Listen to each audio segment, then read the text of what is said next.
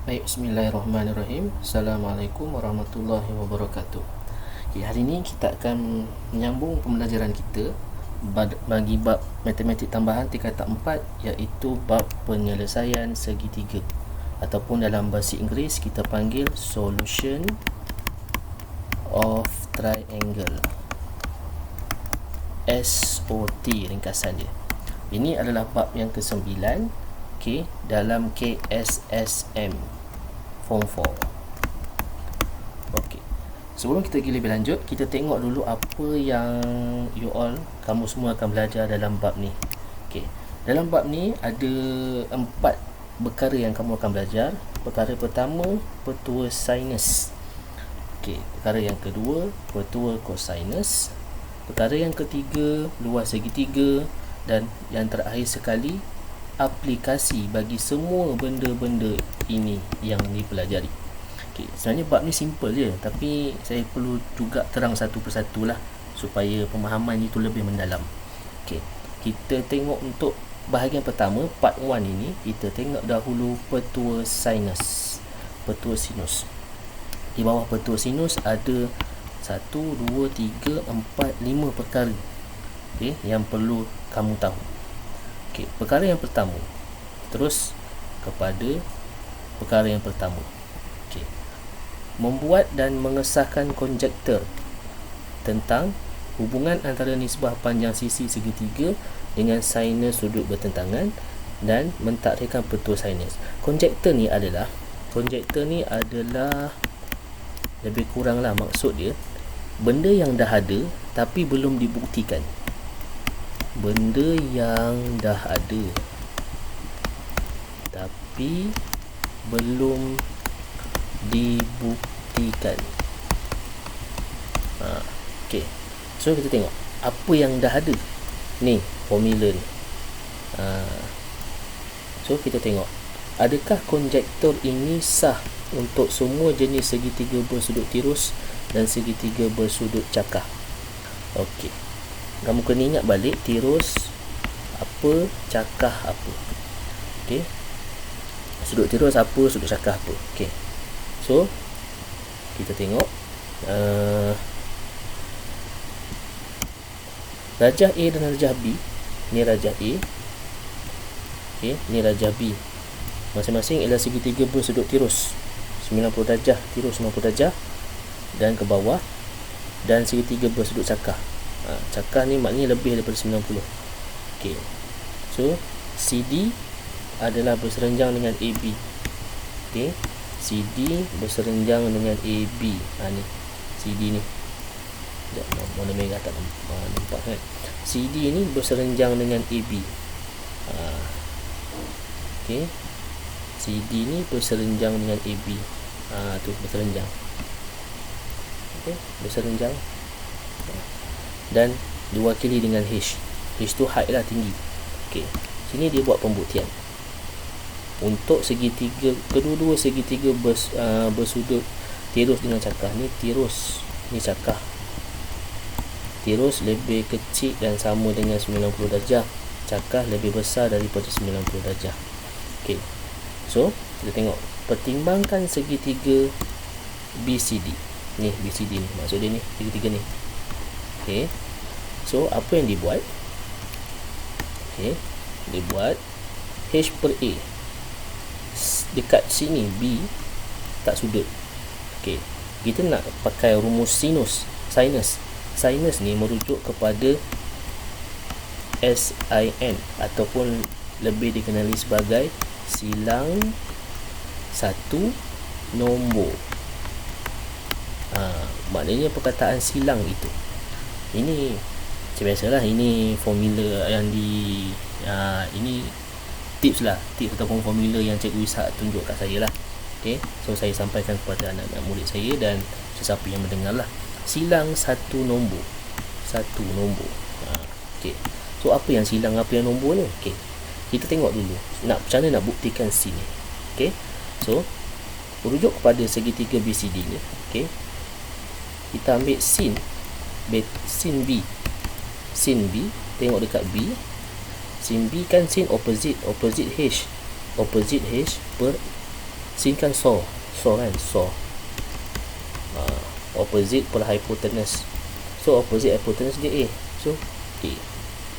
Jadi tinggalkan H ni sorang-sorang, A ni bawa ni atas. Itulah dia jadi macam ni persamaan yang pertama. Okey. Lepas tu segitiga ACD juga. Masih lagi dalam ACD, saya pakai pen hijau lah. Okey. ACD. Tadi BCD, ni ACD. ACD. So sin dia dekat A pula. Sin A sama dengan opposite H per hypotenuse B. H per B. So tinggalkan H sorang-sorang, dapatlah macam ni. So samakan 1 dengan 2. Samakan 1 dengan 2. So dapatlah 1 tadi A sin B, 2 tadi B sin A. Jadi sin dengan sin letak setempat. Okey. Sin dengan sin, A per B sama dengan sin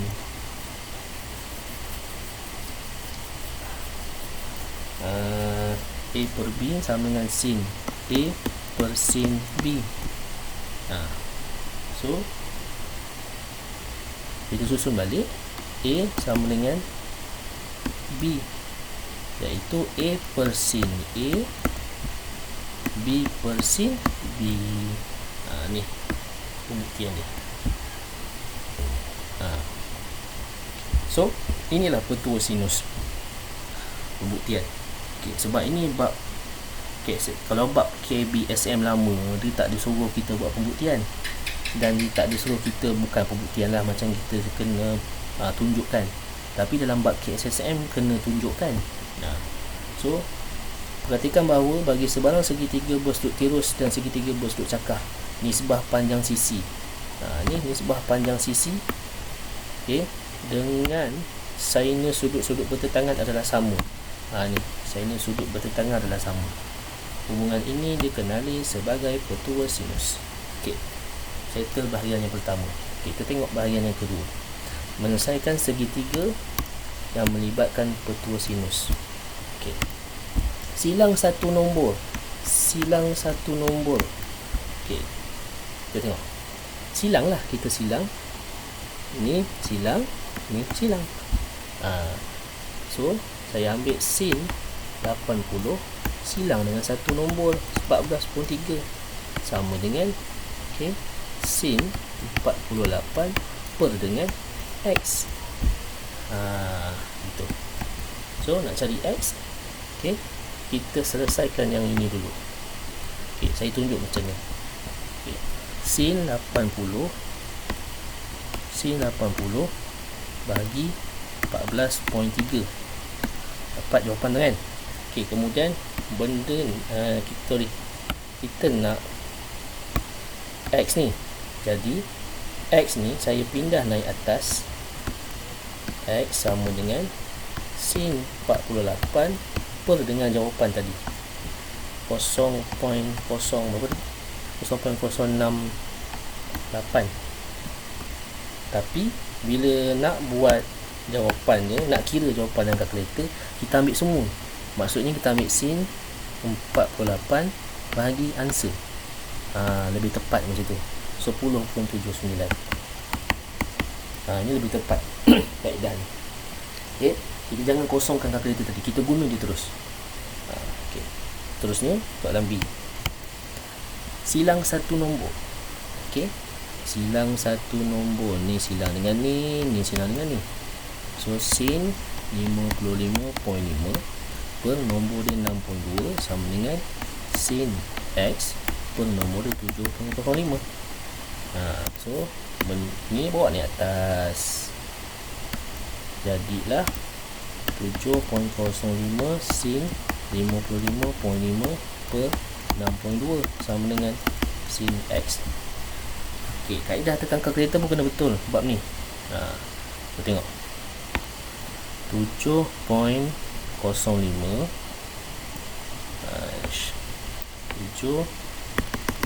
7 7.05. Okey, sin 55.5 sama dengan bagi 6.2. Okey, dapat tu. So kita nak 6.2 dapat 0.97. Kita nak X. So bila kita nak X, sin ni pergi sebelah sana, dia jadi sin negatif 1. Sin negatif 1 0.937 sama dengan X. Okey, so kita ini just menulis je, tapi bila kira kena ambil semualah. Shift sin answer. Tu. So X sama dengan 69.57 darjah. 69.57 darjah. Lebih tepat macam ni. Okey. Settle bahagian yang kedua. Okey, seterusnya ni adalah latih diri ni untuk pelajar saya lah. Okey, pelajar-pelajar yang lain pun boleh buat juga. Okey, seterusnya kita tengok menentukan kewujudan kes berambiguiti. Tak nampak kan? Sekejap. Kes berambiguiti. Kita lagi best. You lah. Berambiguiti. Ambiguiti ni bermaksud kesamaran atau ketidaktentuan yang memungkinkan dua tafsiran dibuat terhadap sesuatu. Okay, maksudnya ada dua benda dalam satu perkara, ataupun benda yang sama lah. Okay. So, kita tengok apa maksudnya. Pelajar yang menggunakan dua segitiga ABC dan AB1C1. Okay, ABC yang ni, ABC. Kemudian AB1C1. Dengan ukuran panjang dua sisi dan sudut bukan kandung diberi seperti berikut. Sudut bukan kandung ni bermaksud yang ini. Dia tak ada kaitan pun dengan 6 dengan 4. Kalau sini dekat B dengan dekat C, dia sudut kandung. So dia sudut bukan kandung dia tercampak jauh sikit. Okay. So tengok, berdasarkan ajar di atas, perhatikan bahawa dua segitiga yang berbeza bentuk dapat dibina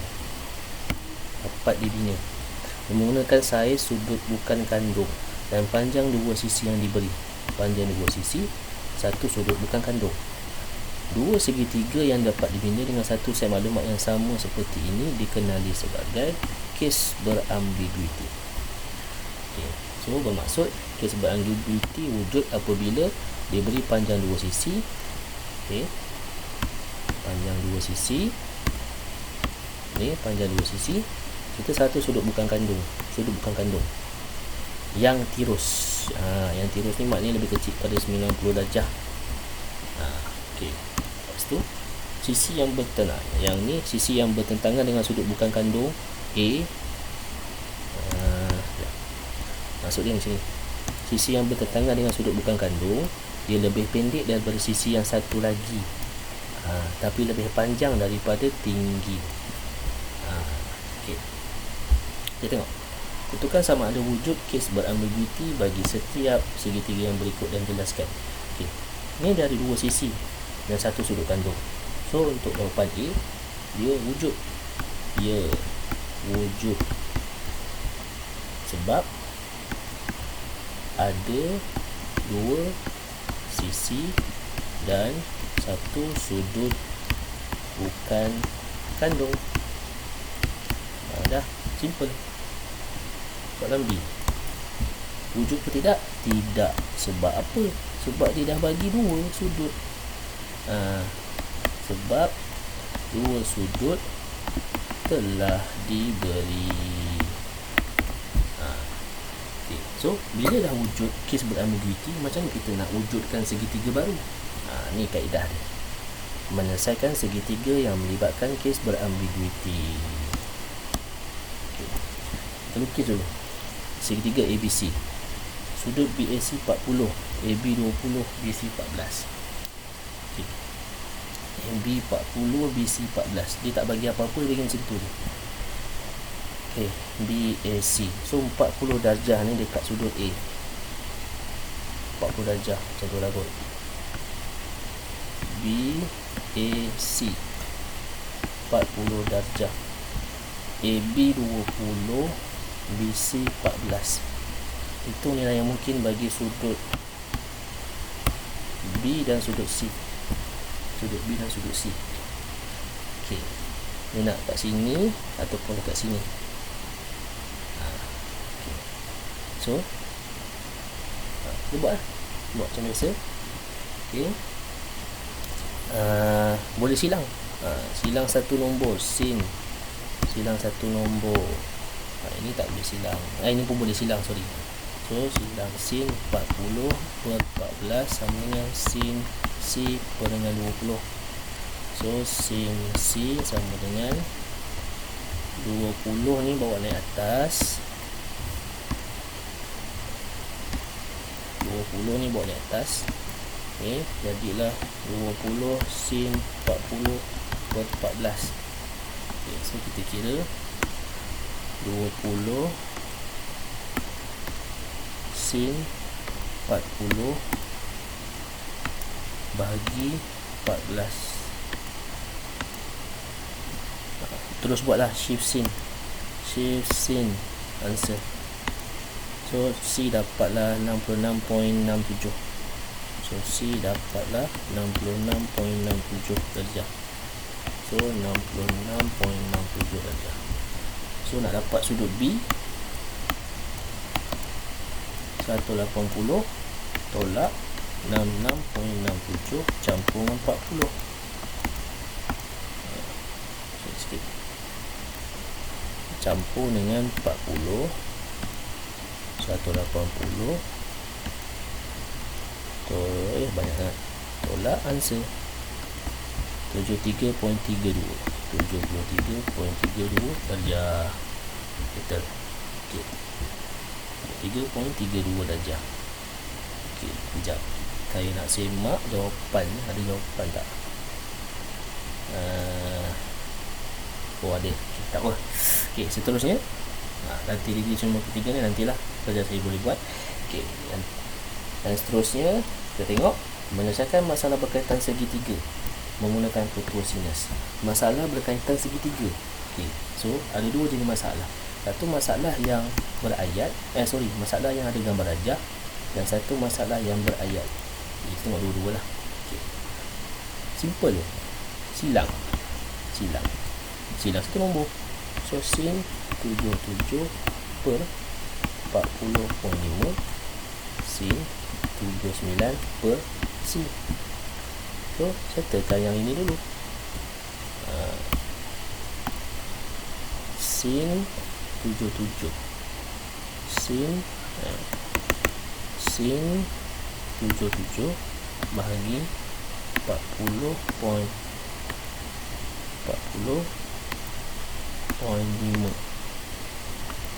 Okey, lepas tu bahagi dengan sin 39. Terbalik. Semula. Okey. Kita nak C. So C naik atas. Sin 39 bahagi dengan answer. Answer ni lah. Answer. Okay. Kita kira balik. Sin 77 bahagi 40.5. Lepas tu sin 39 bahagi answer. Gitu. 26.16. Bundarkan. 26.16. Betul. C. Dapat C. Lepas tu nak dapat A dengan B. Okay. Kita tunjukkan lah. Okay, nak dapat A. Bukan 26.16 darjah. Sorry. Saya tak perasan pula. Itu adalah sisi. So sisi ni lah. C ni 26.16 darjah.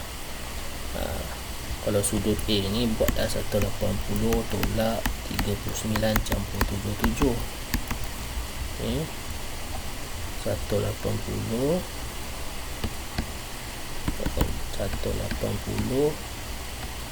tolak 39 campur 77. 180 tolak 39 campur 77, 4 dapat 64. So sudut ni 64 aja. So A kita boleh cari, kita silang lah dia. Okay, so sin 64 per A sama dengan, ambil je mana-mana. Saya nak ambil sin 77 per 40.5, silang yang ni. So macam biasa, saya tekan ni dulu. Sin 77 bahagi 40.5. Lepas tu bahagi sin 64 bagi answer. Sin 64 bahagi answer 37.36. Bundarkan 37.36.